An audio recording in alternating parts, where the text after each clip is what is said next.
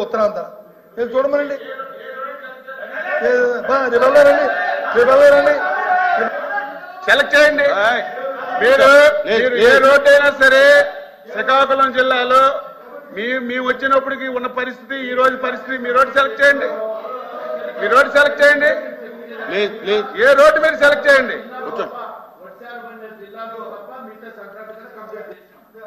Record చేసుకోండి sir.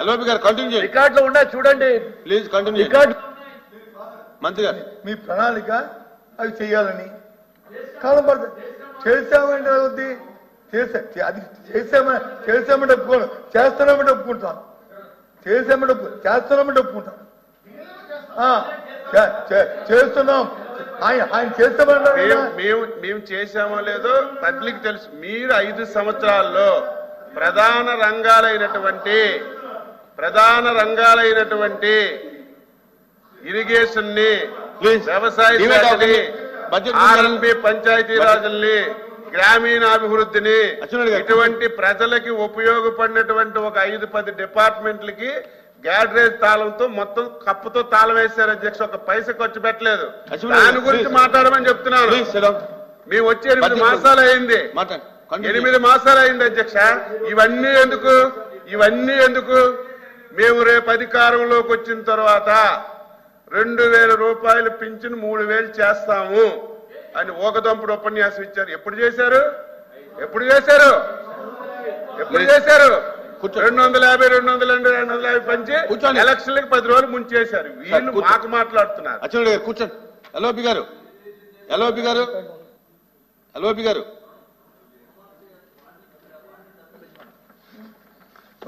వారు ఏం చెప్తున్నారు అధ్యక్ష? మేము ఆ రోజు చెప్తాను. దాని మీద డివిషన్ వద్దండి. నిన్న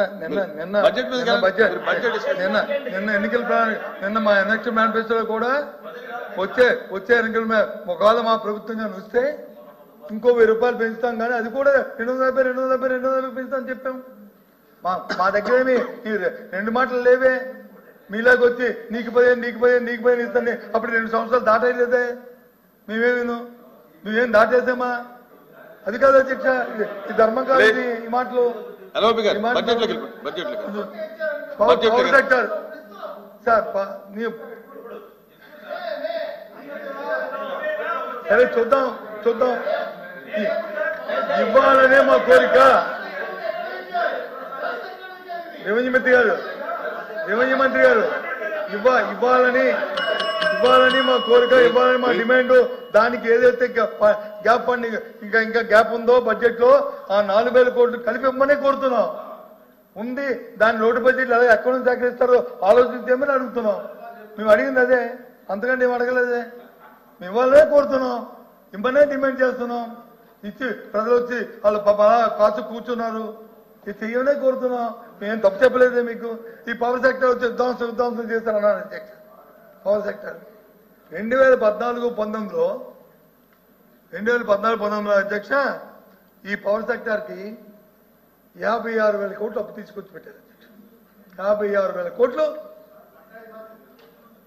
ఇప్పుడున్న ప్రభుత్వం అప్పుడున్న ప్రభుత్వం అదే అధ్యక్ష పేశారు. మరి 19-24లో మేమంతా పవర్ సెక్టర్కి అప్పు ఇచ్చాం అధ్యక్ష. చూడమని అంకెల్లో చూడమని అధ్యక్ష, 36,000 కోట్లు మాత్రమే. 36,000 కోట్లు మాత్రమే. ఏదైతే ఇప్పుడున్న 1,22,000 కోట్లు ఉందో అది పాతది. దాంతోపాటు తెలుగుదేశం పార్టీ అధికారంలో ఉన్నప్పుడు చంద్రబాబు నాయకత్వంలో 1914లో ఇంకో 50,000 కోట్లు. దాని తర్వాత మేము చేసిన అప్పు తెచ్చి 36,000 కోట్లు కలిపితే 1,20,000. ఆ 1,20,000 మేము పెట్టింది కాదే, కాగితాలు ఉన్నాయి, ఇవి వాస్తవాలు ఇవ్వండి. చూడండి అధ్యక్ష, చూడండి. మీ దగ్గర పంపిస్తాను, చూడమని అధ్యక్ష. నమ్మకం చెప్పామేటో. అంతేకాదు నిన్న కూడా మేము డిమాండ్ చేస్తాం అధ్యక్ష. ఏది మా ప్రభుత్వ అధికారంలోకి వస్తే మేము విద్యుత్ ఛార్జీ పెంచమని చెప్పారు. చెప్పిన తర్వాత స్టోవ్ ఛార్జీలు వేశారు. తగ్గింది సంగతి దేవుడు. అదే చెప్తాను. అధ్యక్ష 1 మినిట్ అధ్యక్ష 1 మినిట్ అధ్యక్ష 1 మినిట్. ఇప్పుడు ఏదో అపోజిషన్ లీడర్ కదా అని టైం ఇస్తే అన్ని అవాస్తవాలు మాట్లాడితే మేము దాన్ని వినడానికి లేదు అధ్యక్ష. అధ్యక్ష 1 minute అధ్యక్ష. ట్రూ ఆఫ్ ఛార్జీలు అధ్యక్ష, ట్రూ ఆఫ్ ఛార్జీలు. ఆ పాపం కర్మ కర్త క్రియ మీరే, అది మీరే కూర్చోండి. ఆ ఏదైతే దానికి రాసి ఇచ్చారో అది కంటిన్యూ అవుతుంది. మొన్న మేము వచ్చిన తర్వాత చెప్పాం, మొన్న స్టేట్మెంట్ కూడా విన్నారో లేదు, కరెంటు ఛార్జీలు పెంచము అని ఫస్ట్ టైం అధ్యక్ష మేము మీరు కంటిన్యూ చేయండి, మీరు కంటిన్యూ చేయండి. కూర్చోండి సార్, ఈ ఇంటరప్షన్ ధర్మం కాదు సార్, ఈ ఇంటరప్షన్ ధర్మం కాదు. 10 minutes లో క్లోజ్ చేయండి. ఎందుకంటే 10 minutes కాదు, 1 నిమిషాలు కొంచెం చేస్తాను, నాకు అభ్యంతరం లేదు. కానీ ఈ ఇంటరప్షన్ ధర్మం కాదు. ఎందుకంటే ఎల్ఓపి మాట్లాడుతున్నప్పుడు మా పార్టీ విధానాన్ని మేము మాట్లాడుతున్నప్పుడు, ప్రభుత్వంతో ఇచ్చిన బడ్జెట్ మాట్లాడుతున్నప్పుడు ప్రతి 2 నిమిషాలకి ఇంటరప్షన్ చేయడం ధర్మం కాదు. ఇంటరప్షన్ కాకుండా మంత్రి గారు చెప్పండి, ఫైనాన్స్ మినిస్టర్ లేకపోతే ఒప్పుకుంటాను. ఎన్నిసార్లు చెప్పిన ఆయన చెప్పారు కదా అధ్యక్ష, ట్రోప్ ఛార్జీ గురించి. ట్రోప్ ఛార్జీలు గత ఏదైతే అప్పుడు వచ్చిన డిస్కౌంట్స్ కూడా బడ్జెట్ వల్ల, డిస్కౌంట్ ఓవర్ పర్చేసింగ్ వల్ల, లేకపోతే ఇంకోటి వల్ల, దీని వల్ల ట్రోప్ ఛార్జ్ 15,000 కోట్లని రెగ్యులేటరీ కమిషన్ వచ్చి చెప్పింది. ఓకే, దాంట్లో ఏం లేదు. ఆ 15,000 కోట్లు వచ్చినప్పుడు మీరు పెన్షన్ వాళ్ళు ఆ 15,000 కోట్లు ప్రభుత్వం దాన్ని సబ్సిడీ చేస్తే కదా మరి ప్రభుత్వం ఇవ్వాలి కదా. మా డిమాండ్ ఏంటి? ఆ 15,000 కోట్లు ప్రభుత్వం ఇవ్వండి, ప్రజల ఎందుకు భారం అయ్యాలా? అంతకుముందు ప్రభుత్వంలో మేము 48,000 కోట్లు ఈ డిస్కౌంట్లకి ఇలాంటి సబ్సిడీలు ఇవ్వలేదా? ఇది వాస్తవం కదా. గత 5 సంవత్సరాలు మీకే చెప్తాను అధ్యక్ష, గత 48,000 కోట్లు ఇచ్చాము అధ్యక్ష. గత 48,000 కోట్లు ఇచ్చినప్పుడు ఈ 15,000 కోట్లు ఎందుకు ఇవ్వకూడదు? ఎందుకు ఇచ్చి ప్రజల మీద ఎందుకు భారం అయ్యాలా? ఎందుకు చేయాలా? ఎస్, ప్రభుత్వం చెప్పింది అది ప్రభుత్వం ఇవ్వాలని మా తాలూకా డిమాండ్. ప్రభుత్వం ఇచ్చి ప్రజలను ఆదుకోవాలని మా డిమాండ్. మీరు ఇచ్చిన మాట నిలబెట్టుకోవాలని మా డిమాండ్. మీ గౌరవం పెంచుకోవాలని మా డిమాండ్. ఎందుకు చేయాలి? పని చేయాలి కదా, అది చేయకపోతే మా 10 minutes అని చెప్పాను కదా, 10 minutes అయిన తర్వాత మాట్లాడదాం. మీరు మాట్లాడకండి, మీరు ఇలా ఇంటరప్షన్ అయితే ఎక్కడ మీరే కూర్చోండి. కూర్చోండి, నేను చెప్పాను కదా అమ్మా, నేను 10 నిమిషాలని చెప్పాను. 10 నిమిషాల తర్వాత నేను కూర్చోమని చెప్తాను. మీరు ఎందుకు లేస్తారు? అధ్యక్ష నేను కూర్చుంటాను.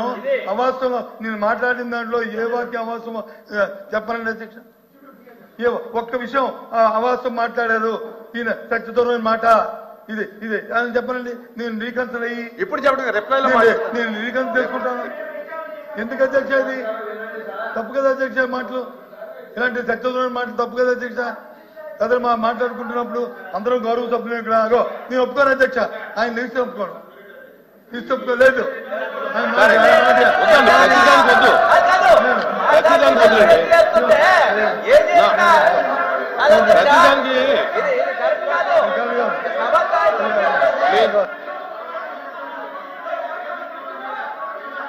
ప్లీజ్ అచ్చెన్నాయుడు గారు కూర్చోండి. ఇంకా ఇప్పుడు 10 నిమిషాల తర్వాత ఆయన కూర్చుంటాడు, కూర్చోండి. ఏదైనా ఉంటే కనుక, అసత్యాలు ఉంటే కనుక రిప్లైలో మాట్లాడతారు కదా సార్. ఇప్పుడు ఏదైనా మీకు అసత్యం అనిపిస్తే ప్లీజ్ కూర్చోండి. ప్లీజ్ మీకు 1 minute. ఎల్ఓపి గారు ఒక్క నిమిషం. ప్లీజ్ ఇప్పుడు ఏదైనా అసత్యం అనిపిస్తే అచ్చెన్నాయుడు గారు రిప్లైలో నోట్ చేసుకుని రిప్లై ఇవ్వండి. మీరు కరెక్ట్ చేయండి. సరే, అదే చెప్పండి. మీరు రిప్లైలో ఫైనాన్స్ మినిస్టర్ గారు ఏం చెప్పదలుచుకుంటారో అది చెప్పండి. కూర్చోండి.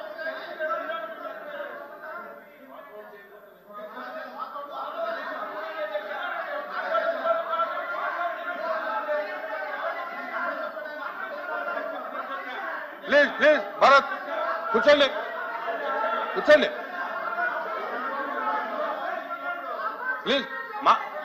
ప్లీజ్ కూర్చోండి. ప్లీజ్ భరత్ కూర్చోండి. దయచేసి కూర్చోండి. రాజు గారు కూర్చోండి. అమ్మా కూర్చోండి.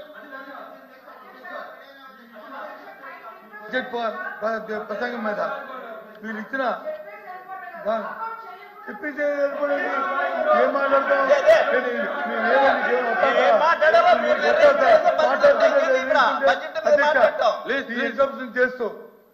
ఇంటరప్షన్ చేస్తూ వాస్తవ విరుద్ధమైన ప్రజా వ్యతిరేకమైన ఈ బడ్జెట్ ని దీన్ని ప్రజల మీద రుద్ది ఇచ్చిన వాగ్దానాలు చేయకుండా మళ్ళీ మేము వాస్తవాలు చెప్తుంటే వాస్తవ విరుద్ధం అయితే ఈ రికార్డు చూసుకుంటే అధ్యక్ష లేచి ఈ విధంగా ఇంటరప్షన్ చేస్తూ ప్రజల్లో ఈ సభలో వచ్చి ఈ విధంగా కార్యక్రమం చేస్తున్న నిరసనగా మేము వెళ్ళిపోతాం కూర్చోండి ప్లీజ్.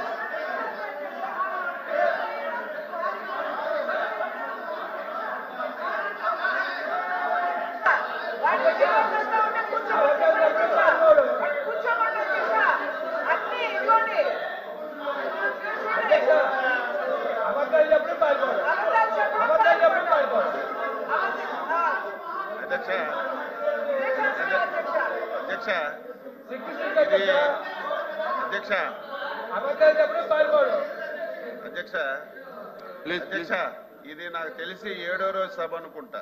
7వ రోజు సభ అధ్యక్ష. ఎవ్రీడే ధైర్యం ఉండాలి అధ్యక్ష. ఒక మాట మాట్లాడామంటే దానికి ఆన్సర్ వినడానికి